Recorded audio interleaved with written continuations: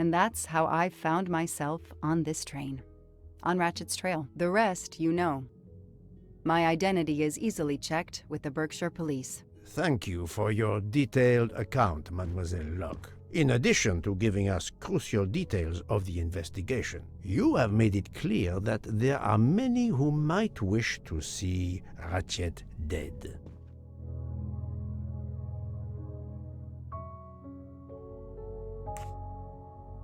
I know you are innocent. Your forthright testimony and your movements, or lack of them, last night, eliminate you from our list of suspects. I agree, without a doubt. Another detective will be great help to the investigation. Book. Although my friend certainly does not need any help. You are too kind. Thank you for believing me. I'd like to help in any way I can. Do not worry, Mademoiselle Locke. Already I see things more clearly. It's obvious whoever drugged you was trying to derail your investigation. You mean the person who did this to me is Ratchett's killer? Both Monsieur Michel and Fräulein Schmidt had the means and opportunity to drug you. While you get your strength back, I intend to interview them. Excellent idea, my friend. All this excitement has whetted my appetite. I'm sure Mademoiselle Locke won't say no to a good, invigorating meal. What? No. I want to hear what the conductor and Fräulein Schmidt have to say for themselves. It is my duty to ensure the well-being of the passengers. If Dr. Constantine has no objection, I will escort you to the restaurant car. On the contrary, some food will do her the greatest good. Well, I'm still a little shaky. Mr. Poirot, will you please keep me informed about what you learn? You may be certain of it.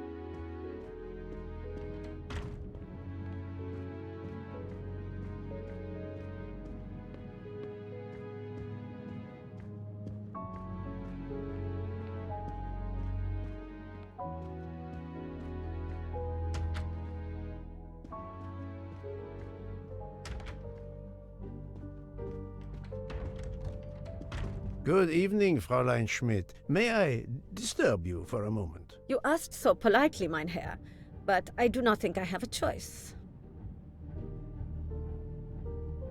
I wanted to let you know that your roommate, Mademoiselle Locke, is awake. Ah, yes, I'm glad to hear that. I was worried about her. Did she tell you what had happened to her? Unfortunately, she doesn't remember much, but we found a residue of a sleeping pill in her cup of tea. Since you two were alone together in your room when she drank it, who else but you could have dragged her? Must I point out I do not make the tea on this train? You should question the conductor or the kitchen staff. Mademoiselle Locke could have died. Whoever drugged her must not feel any empathy for their fellow human beings, given the dose that Mademoiselle Locke ingested. She was close to death. Oh my God. What did I do? I didn't want to hurt her. Just have her sleep for a few hours while we had time. We? Time for what? Time for what, Madame Schmidt? You think I feel nothing? Nothing? That poor, poor little girl. Indeed, that poor, poor little girl. Fräulein Schmidt is somehow connected to the Armstrong case.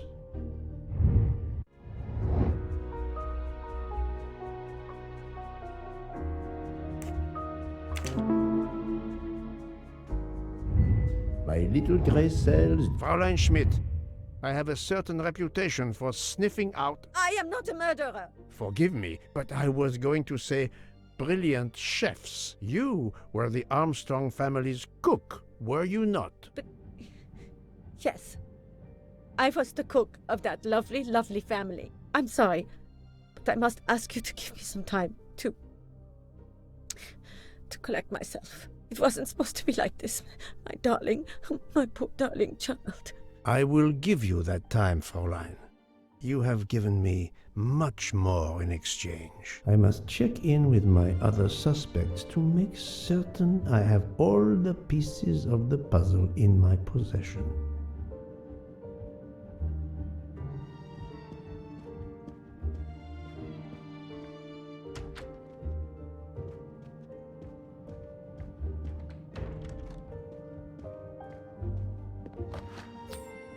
Ha-ha!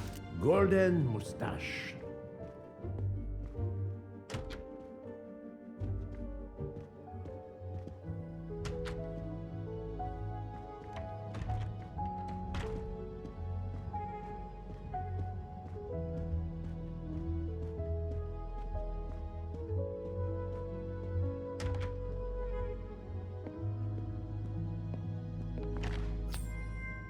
Another delightful trophy for my collection.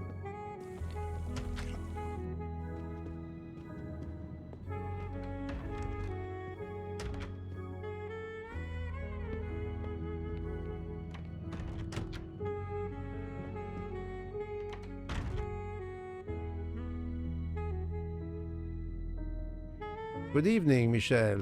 Am I bothering you? You seem stressed. With everything that's going on, I must admit it's difficult to be relaxed. Of course, I understand. Especially since we know that Detective Locke's tea was drugged before it was served to her. Detective? Come now, Michel. Surely you would have taken the opportunity to search her things and found her badge. Luckily, she woke up and was finally able to tell us her story. Otaru boiled the water, Jean made the tea. I just brought it. Sir, it could have been any of the staff. Your defense is to accuse others?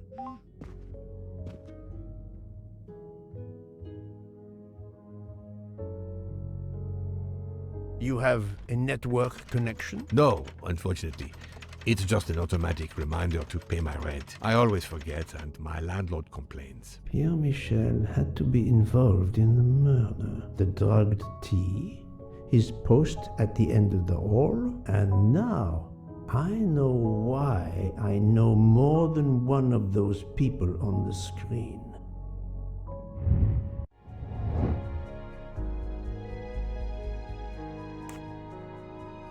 Right.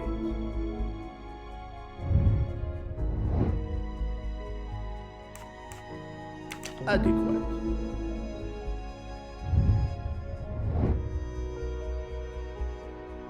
Fantastic. That's the right answer.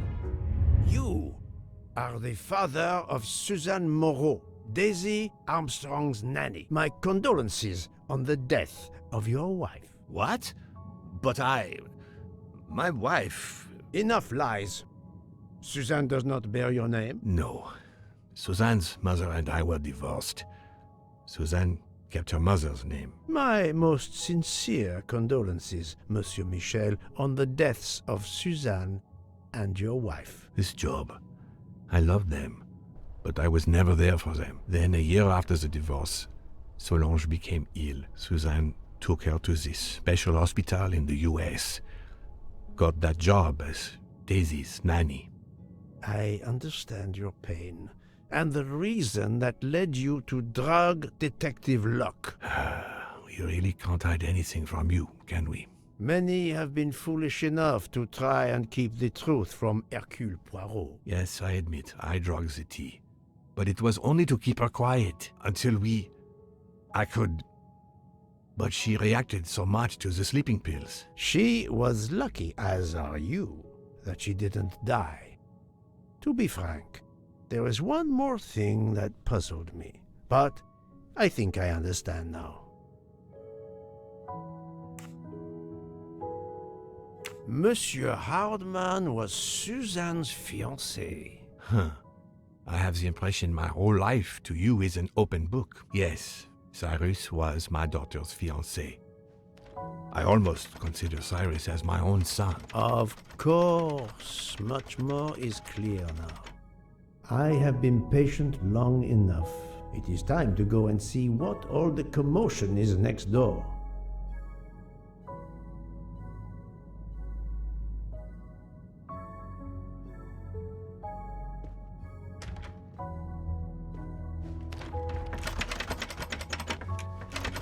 Monsieur Hardman, excellent. The gods who watch over detectives must have trapped you here.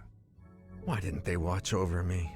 I'm a detective too. I was talking to Michelle about a leaky faucet, and I wanted to go out, but you showed up. No need to invent some preposterous story. But really, Michel has told me everything. You are the fiancé of Suzanne Moreau, his daughter. Oh. I see. Surely this is not a big surprise to you. No. Suzanne was the only woman I ever loved. And I failed her. We got into a spat. It was nothing, but I was too proud to apologize. We weren't speaking at all. Suzanne never really cared for that guy Noah. She would have forgiven me. If only... If only... If only. A common refrain between lovers who quarrel.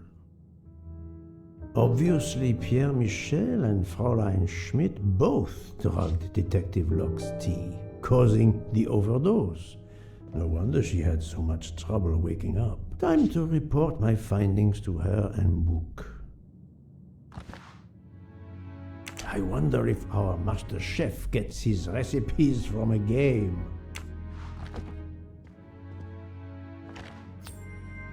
Another golden mustache to treasure.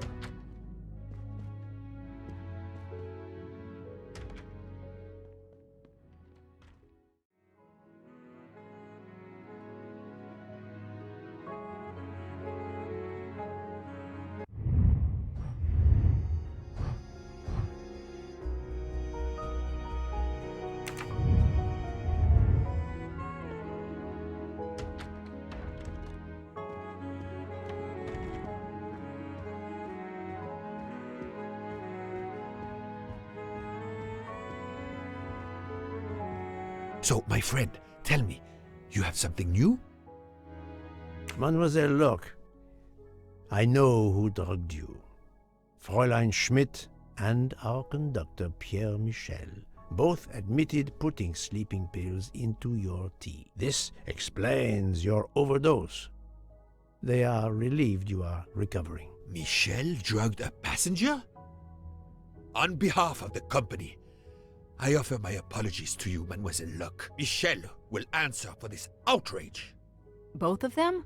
I was pretty sure about Fräulein Schmidt, but I admit that I did not suspect the conductor. I have uncovered multiple connections with the Armstrong case. Pierre Michel is the father of Suzanne Moreau, little Daisy's nanny, and Monsieur Hardman was Suzanne's fiancé. As for Hildegard Schmidt, she was the cook of the Armstrong family. What a coincidence, don't you think? But it's incredible! What are the odds that so many people linked to that tragic affair ended up on the same train? About the same as you winning the lottery, my friend. I wasn't the officer who interviewed Fräulein Schmidt back then, so she couldn't recognize me here on the train. How could they know who I was? There were other passengers who might have. Or she may have seen you when you visited the Armstrong home. It is now clear to me that some of the clues to this elaborate plot were staged for my benefit.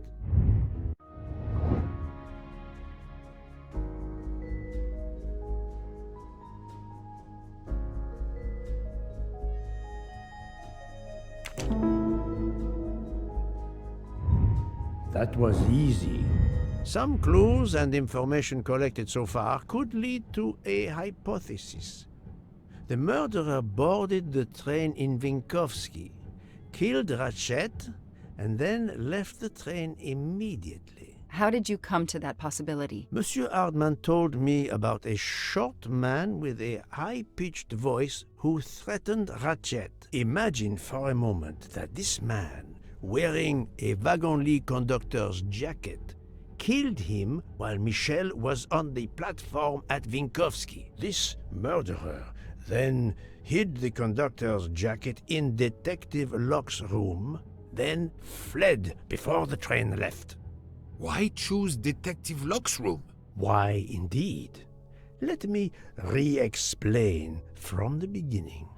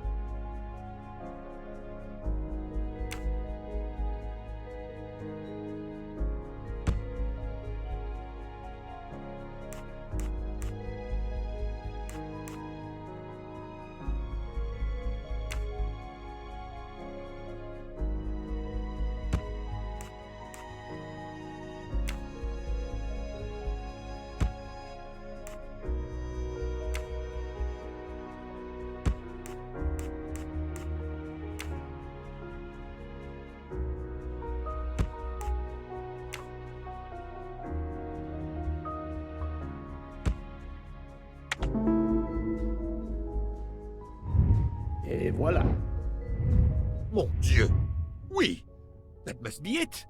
Everything fits so well! It fits too well, my friend. Other clues lead to a second hypothesis, much more plausible.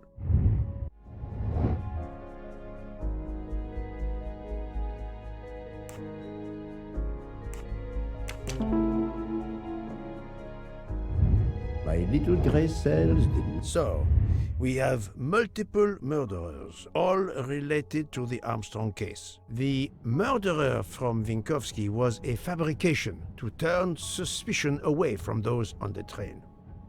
They expected the investigation to be led by some small-town official who could easily be misled.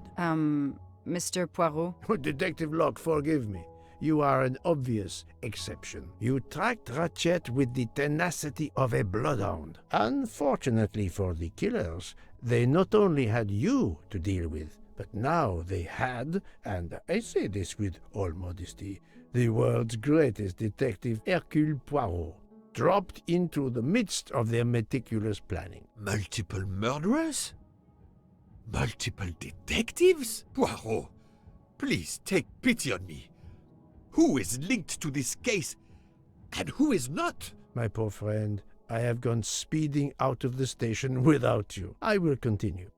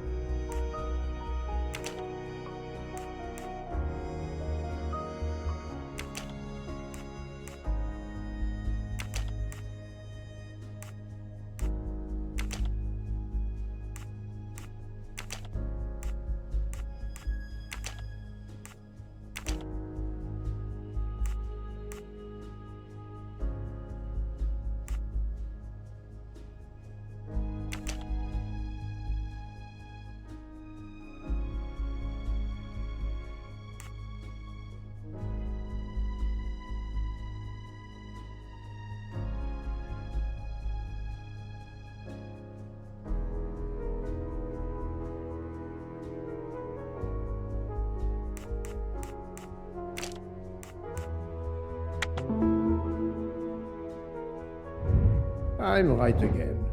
That happens to me a lot. Fräulein Schmidt, Pierre Michel, Monsieur Hardman, and Monsieur McQueen are all linked to the Armstrong case. I also know that Sonia Armstrong's sister and godmother, Countess Andreni and Princess Dragomirov, are on this train. And finally, Detective Locke discovered that Mr. Foscarelli was the Armstrong chauffeur.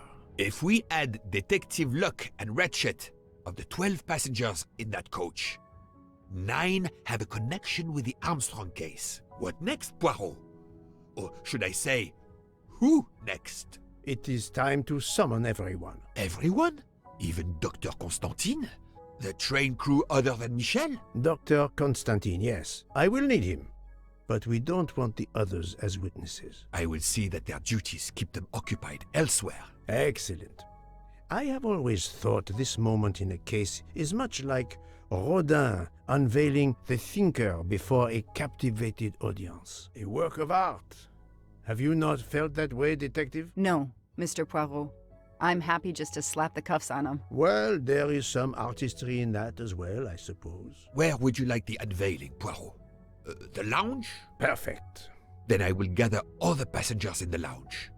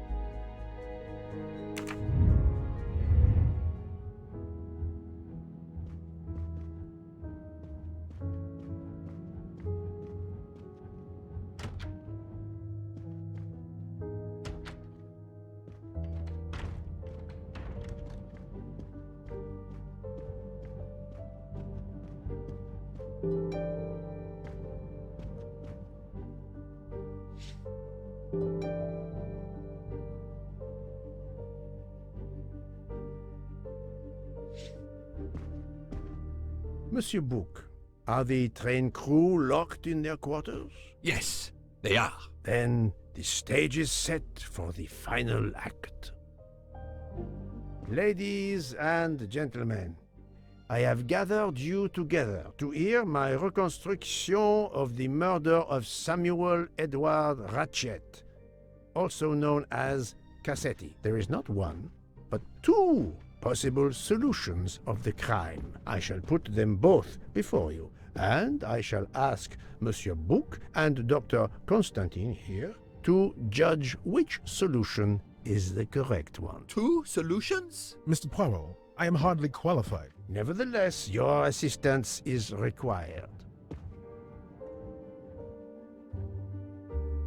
Now, you all know the facts of the case. Ratchett was found stabbed to death this morning. He was last known to be alive at 12:37 a.m. last night, when he spoke to the wagon-lit conductor through the door. His watch was found to be badly dented, and it had stopped at 1:15. Dr. Constantine, who examined the body, puts the time of death as having occurred between midnight and 2 in the morning. At half an hour after midnight, as you all know, the train ran into a snowdrift. After that time, it was impossible for anyone to leave the train. So, here is my first theory.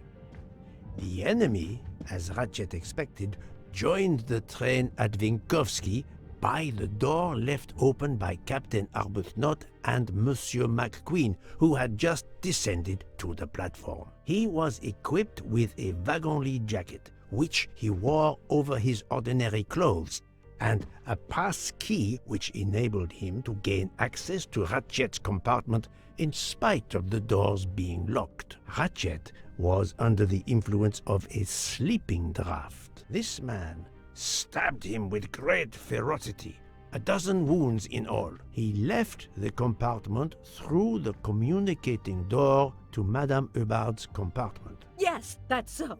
Scared me half out of my wits. The murderer thrust the dagger he had used into Mrs. Hubbard's handbag in passing. Without knowing it, he lost a button of his uniform. Then he slipped out of the compartment and along the corridor. He put the uniform jacket into Detective Locke's suitcase to cast suspicion on her. And a few minutes later, dressed in his ordinary clothes, he left the train just before it started off again, using the same means for egress, the door near the dining car.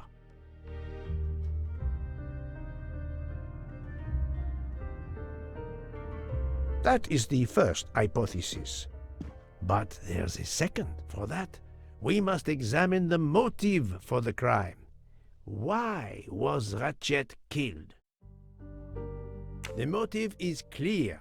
Revenge, of course. Nothing was stolen, and we know that Ratchett had made many enemies. This was a premeditated crime, meticulously planned. Since the kidnapping and death of little Daisy Armstrong, which traumatized many people close to the family. Even when the police concluded that it was Suzanne Moreau, questions remained. Detective Locke continued her investigation, as did others. They became convinced the truth lay elsewhere. We now know who the real murderer of Daisy is.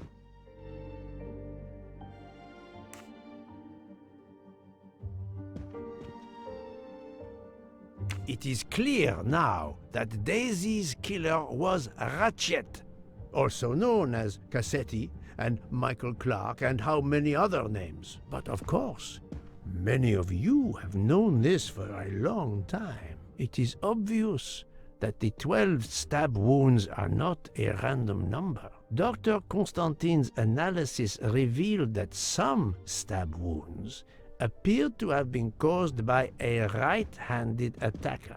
Others indicated the knife wielder was left-handed. Some wounds were deep, more than one fatal, yet others were not much more than mere scratches. What can explain these discrepancies? This leads us to an obvious conclusion. They are symbolic. 12 stabs. 12!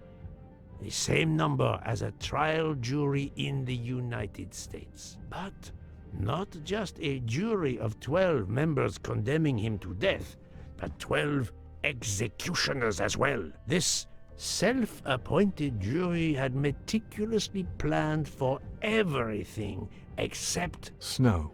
snow.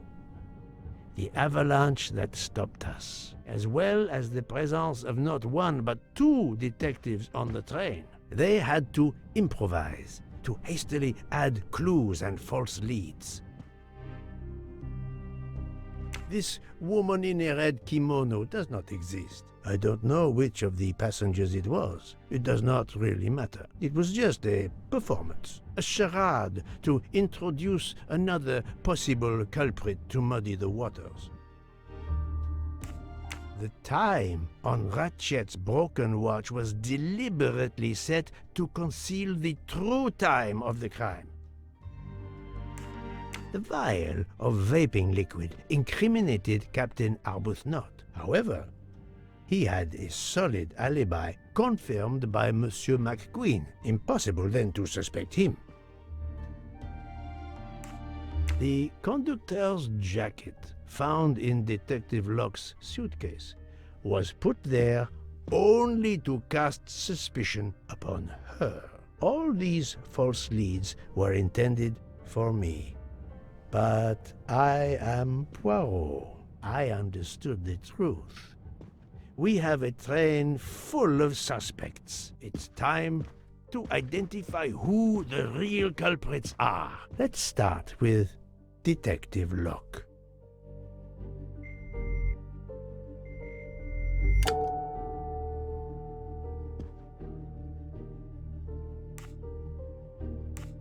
Planting the conductor's jacket in her suitcase was an attempt to implicate Detective Locke, but she couldn't fake her drugged condition. Dr. Constantine can testify that the drugged tea incapacitated her for hours, and she had 2 relapses. Let us move on to Monsieur McQueen. When I told him about Cassetti, he looked very surprised that I managed to make the connection between him and the Armstrong case. He told me, "But I thought we had..." I think he meant, "You thought you didn't leave any real clues linking the murder to the Armstrong kidnapping. Moreover, You insisted that Ratchett did not speak French when you knew I had heard a voice calling out in French that was supposed to be Ratchett.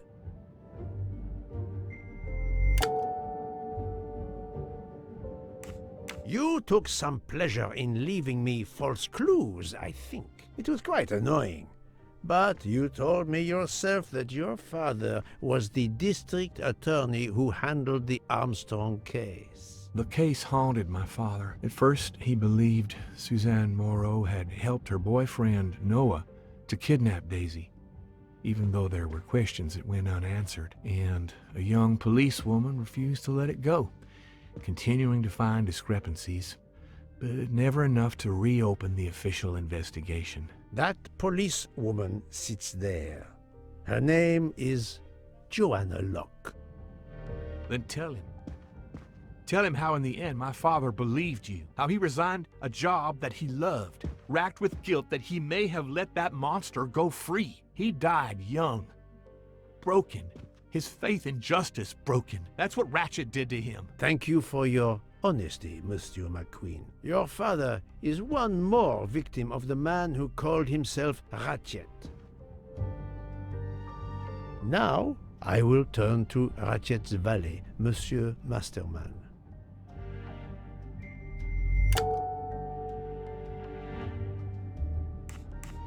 Ratchett sensed danger close to him and naturally wanted to stay awake. You gave him sleeping pills without his knowledge. Once he was sound asleep, you could do what you had to do in peace.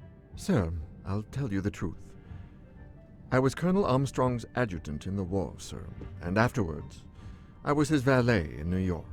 I'm afraid I concealed the fact this morning. It was very wrong of me, sir, but I knew how suspicious it would look. Is that all you have to say? That's all, sir. Now, to leave no suspicious stone unturned, let us move on to Monsieur Bouc. What? Me? A suspicious stone?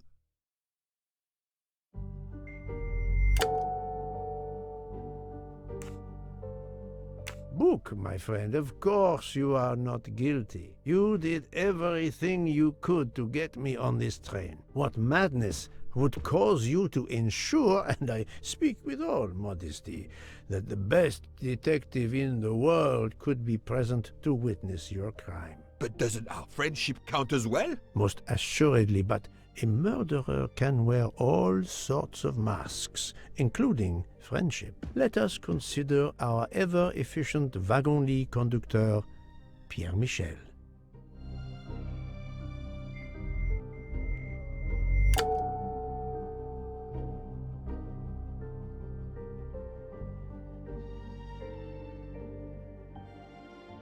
Your admission that you drugged Detective Locke immediately incriminates you, but the murder could not have been possible without your very capable assistance. Your knowledge of train procedures made the murder possible, and your position in the corridor of the train allowed you to be the perfect alibi for several passengers.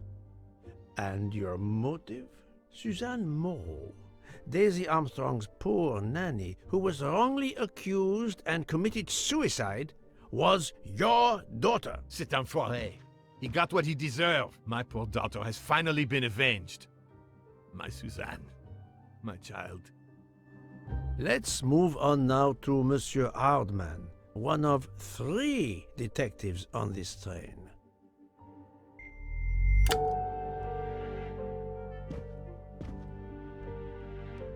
Monsieur Hardman, I think you are a real detective, but you were never hired by Ratchett. Your alibi was that you were watching the corridor to protect Ratchett, which, of course, you never did. You protected Pierre Michel. However, we just saw that his alibi doesn't hold up, so neither does yours. I don't know about the conductor. Being Suzanne's fiancé, you had a substantial motive to punish Ratchett. You used your detective skills, just as Detective Locke did, to hunt him down and finally avenge the death of your beloved. That's right, Mr. Poirot. I do have some detective skills. I never doubted it. Now, Fraulein Schmidt, the lady's maid with the soul of a cook.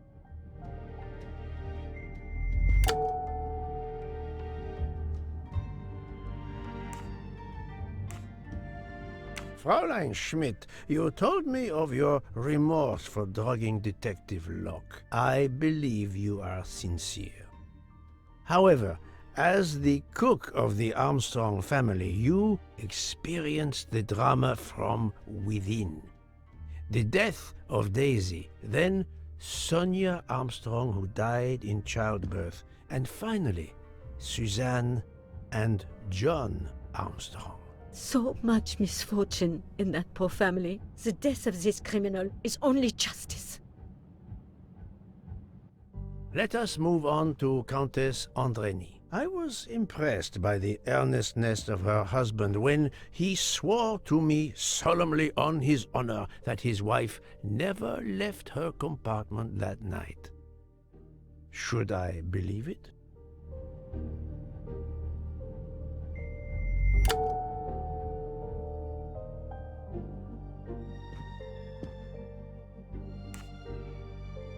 Countess Andreny, being Sonia Armstrong's sister, you had every reason in the world to want to avenge her.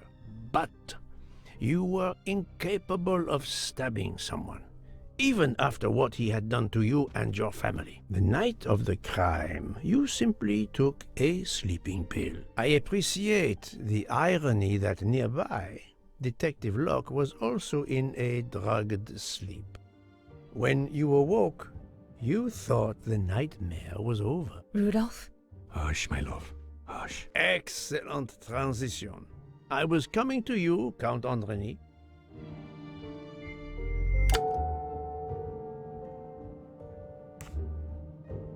"12 people, a jury. This was very important to all of you. If Countess Andreny did not stab Ratchett, someone had to take her place. And you, Count, the beloved husband. I've seen how fiercely you love and protect your wife. Enough! I would do anything for Helena. Anything. Even that. Yes, even that. Let's move on to Monsieur Foscarelli.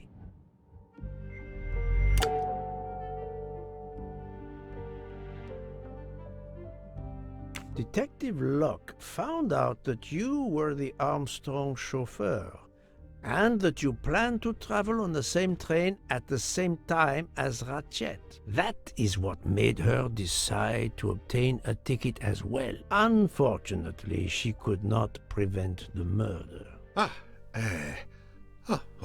Have you lost your tongue, Mr. Foscarelli? Oh, Daisy. She was the delight of the house. Tonio, she called me. And she would sit in the car and pretend to drive me. And you, Mademoiselle Olson, a champion for the immigrants, a worthy calling.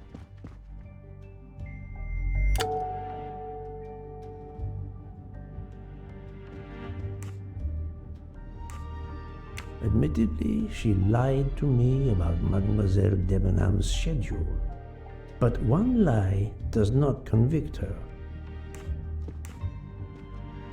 Mademoiselle Olson, you supported Madame Hubbard's story about her connecting door latch, a story that I later demonstrated to be impossible. So, you deliberately lied to me, and you also lied about Mademoiselle Debenham's whereabouts. Enough! I can't take this anymore! I know what you want from me, Mr. Poirot. Very well. Here it is. She was my little Daisy, my angel, so patient. When I patched a scrape or took her temperature, that was my job. But she was so much more to me. She was a shining light in an ever-darkening world. I've tried to honor her, by caring for children who have lost everything. Thank you, Mademoiselle Olsen. You too shed light on your part in this mystery.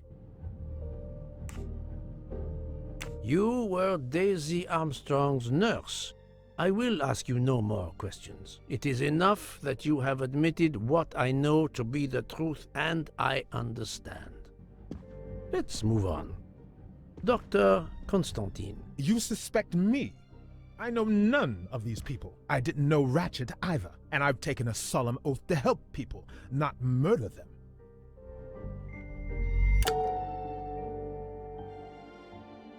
You are one of the few people in this room not to have any connection with the Armstrong case. Moreover, your alibi is confirmed by Monsieur Bouc, whom I would trust with my life. That is very kindly said, my friend. We now come to Mademoiselle Debenham and Captain Arbuthnot, whose relationship was not in doubt from the moment I inspected your room at the hotel. You have a bloody nerve.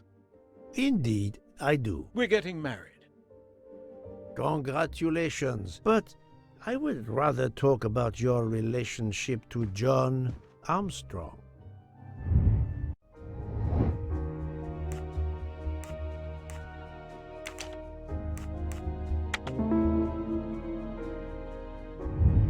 That was easy.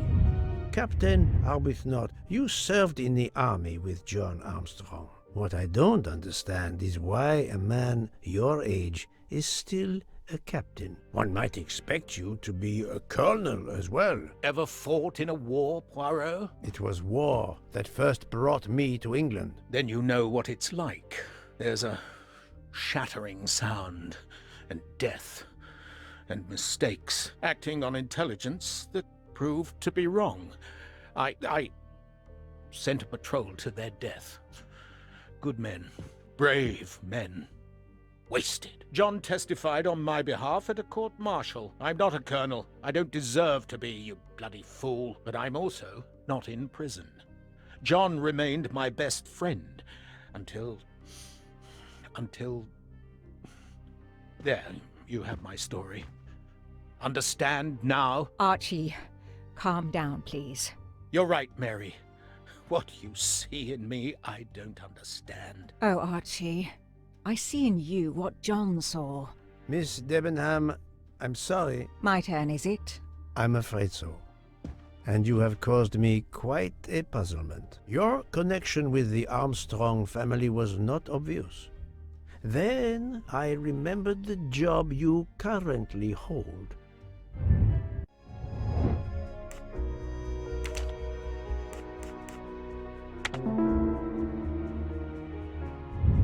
My little gray cells did not... You were the teacher of Helena Andrény, whose maiden name was Helena Goldenberg before she married Count Andrény. Yes, absolutely. Why lie to you? She was an excellent student. Captain Arbuthnot.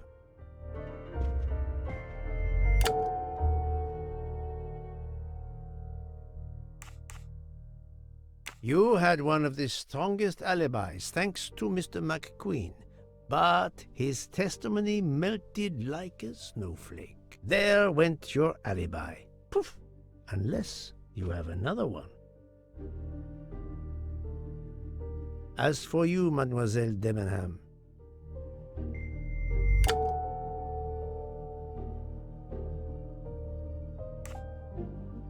Mademoiselle Olsen was the only one who could confirm your alibi. I think you know where you stand. Very good, Mr. Poirot. Are you satisfied? I will be soon. Now I must turn to Sonia Armstrong's godmother, Princess Dragomirov.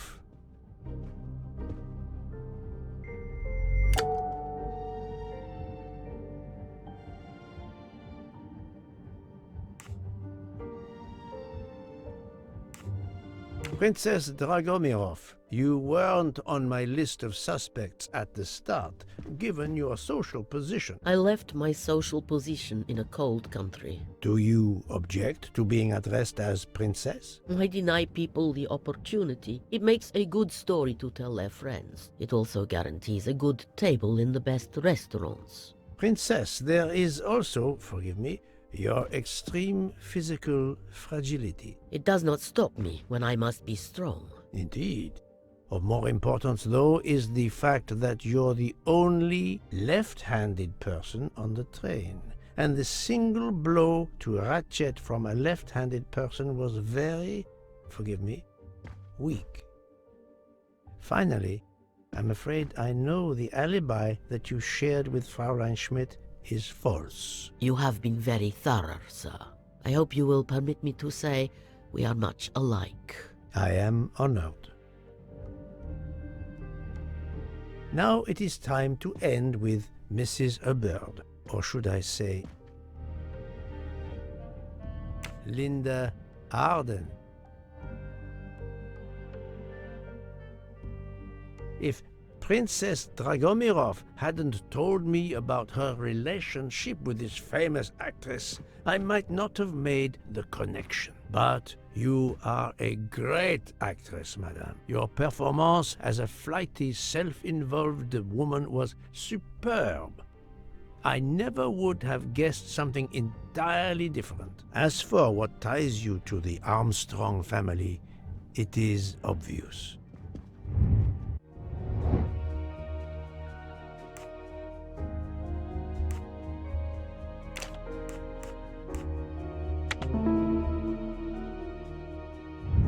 That's the right answer, Mrs. Hubbard. You are the mother of Sonia Armstrong and Mrs. Andreni.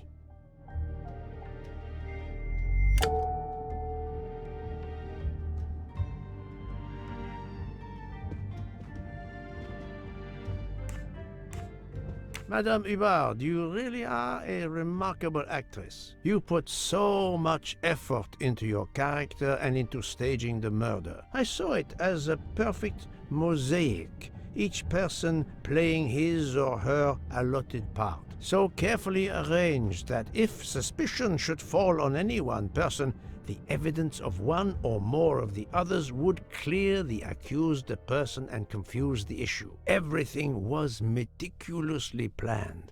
But you hadn't expected that Detective Locke and I would be on this train, and the avalanche would block it on the night of the murder. You had to improvise.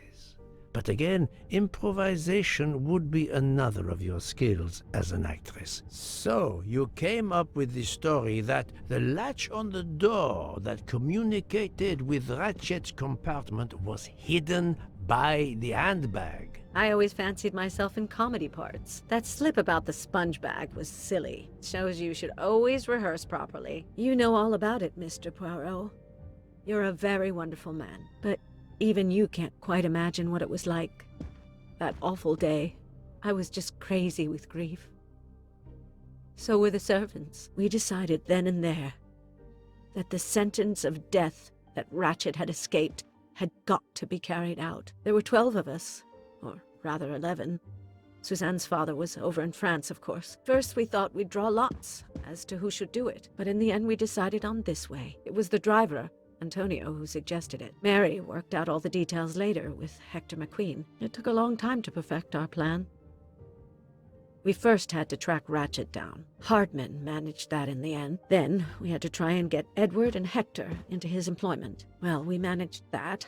Then we had a consultation with Suzanne's father. Captain Arbuthnot was very keen on having 12 of us. He seemed to think it made it more orderly. He didn't like the stabbing idea much, but he agreed that it did solve most of our difficulties. Well, Suzanne's father was willing.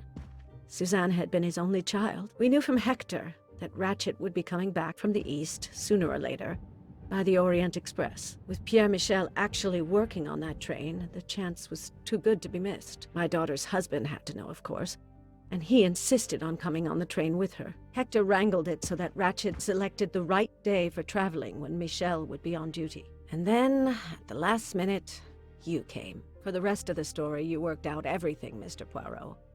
You were right about all of us. What are you going to do about it?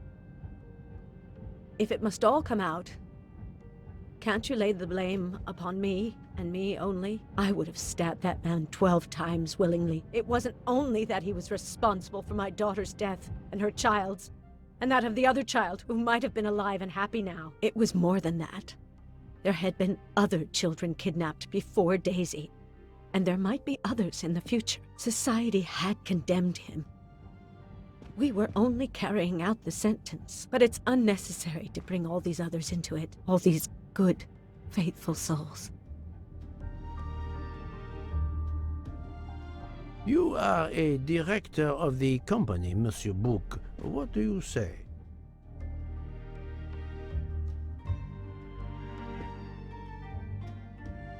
In my opinion, Poirot, the first theory you put forward was the correct one. Decidedly so. I suggest that is the solution we offer to the police. You agree, Doctor? Certainly, I agree. As regards the medical evidence, I think that I made one or two fantastic suggestions. Then, having placed my solution before you, I have the honor to retire from the case.